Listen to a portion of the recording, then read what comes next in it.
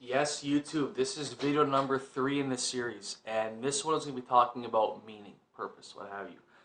And one of the main things I've noticed being on the microphone when I do preach the gospel, it's that a lot of atheists, when I talk about meaning, purpose, they go, there is no meaning, there is no purpose in this life. We're just here, we're born, we die, and that's it.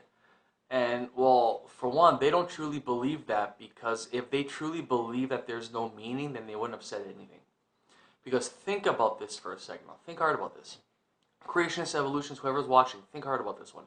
Now, when you say that there's no meaning in this world, no meaning at all, you just made a meaningful statement. You put purpose behind those words. Because if this world was no meaning, what you just said was nothing. Was blah, blah, blah, blah, blah. That's all you said. You won't carry any, there'll be no weight to your words. That's the problem. And so once you say that there is no meaning, there is no purpose, or what have you, in whatever you say, whatever I say, you're not being honest with yourself. Because once you make a statement, any statement, let's say the sky is blue, or let's say you got perfect on your math test or something, or whatever, you're putting meaning. You're putting those thoughts carry meaning to it. So when you put it to voice, when you say it, you're putting weight to that meaning, to those words. Sorry, to that thought. You're putting weight to it. You're putting meaning, purpose. That means you truly believe that. Whenever you make a statement about anything, you truly believe what you're saying. That's your worldview. So when you're saying that there is no meaning, right? You truly cannot be believing what you're saying there, because if you say that there's no meaning, or you declare there's no meaning in this world, well, there has to be a meaning, because if there's no meaning in this world, what you just said was meaningless.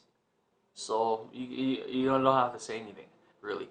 But whenever I confront evolutionists, atheists, however you want to say it, naturalists, they cannot account for, like I said, the first video, absolutes, the second one, morality, and now this one, meaning, purpose. Because according to evolution, there is no meaning or purpose. You're just born, you live your life however it's going to happen, then you die.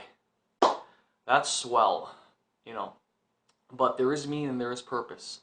Because, like I said, if there's an absolute, that means, you see, if for evolution, if everything happened by chance, that means you're a mistake.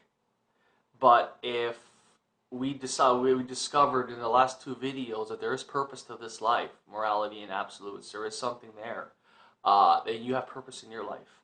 So if there's purpose in your life, there's meaning to it, then there is a reason why you're here, and so, I mean, you're not a mistake. You're not an accident, not by chance. It's deliberate. And so once because all this can mesh each other out, so you could probably make a half-hour video on this, an hour video on this, what have you. I chose to, try to keep it simple, within 10 minutes, as much as possible.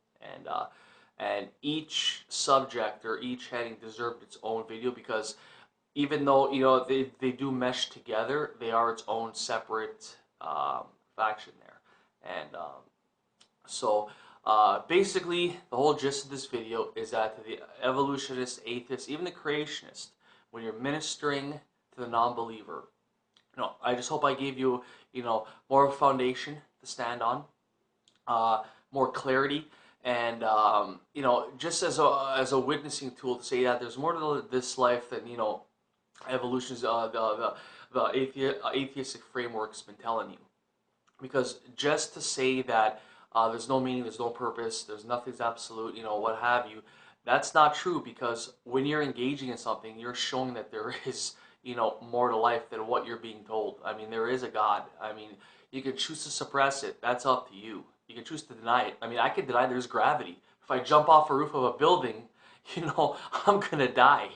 I don't have to believe in gravity in order to know that, I don't have, even if I deny gravity, it exists. Even if you deny God, He exists.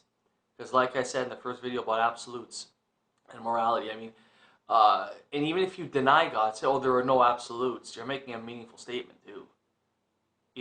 And so, I mean, like I said, they all tie in together. And when I bring this up to evolutionists, it's like as if they're like a deer in the headlights, in a sense, when they think about this, because I don't think a lot of them really considered what what I just told them until I meshed everything together. And now, like I said, I brought everyone to Christ that I actually ministered this to, but it did give them a new, uh, it's like a new app, new mechanism of thinking, new way of thinking. Because um, if you're only told one way, not the other way, and then when you look at the other way, and it says, this makes sense too. Even if you thought the whole way the evolutionary framework made sense, and all of a sudden you brought this in to make, and this makes sense, and you're wrestling with it. I'm glad that I put the thought in your head, because now you can be held accountable. I mean, that's the main reason why people become atheists. Not that there's no evidence. There is plenty of evidence. That they choose to suppress the evidence is because they don't want to be held accountable for their actions, for their sins. That's mainly why many atheists are like that, because this is, oh, don't tell me what to do. That's simple. Well, I'm sorry, but your boss tells you what to do. Sorry to tell you that. Your government tells you what to do. Or the CRA, the revenue agency tells you what to do. Every April, end of April, you don't file your taxes. Yeah, see, you don't pay your property tax. See what happens there. And you don't pay for an item at a store. Yeah, see what happens there. You think you're your own God? If you're your own God, you make all the decisions in your life. Don't go to work. Make money some other way. You're held accountable by more than one authority, in this finite life. But the ultimate authority will be held when you get to Judgment Day. And that's mainly what scares a lot of atheists. That's why they choose to suppress it, because they do not want to be held accountable. Because living your life, as Aleister Crowley said, most famous Satanist of the last, 100-something years, said, do as thou wilt, there'll be the whole of the law.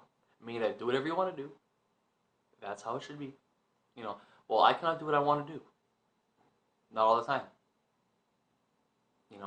And there's a lot of stuff that I want to do, but, morally, don't want to do them. Physically, I cannot do them. So, yeah, I'm restrained. And just because you have an inkling of doing something does not make it right. So, I mean, yeah, so I hope I've given, you guys something to think about. And it's really, I'm just surprised how interconnected they were, because when I first wrote this down, I never knew how they meshed together, till when you look at everything, even if it's separate, when you look at everything together, one leads to the other. It's like a domino effect, which is really neat. And of course, God planned it that way, And so I just hope I gave you guys something new to think about. And, God bless. And yeah, so absolutes, morality, and meaning and purpose all prove that there is a God, and atheists cannot account for anything of it, in their framework.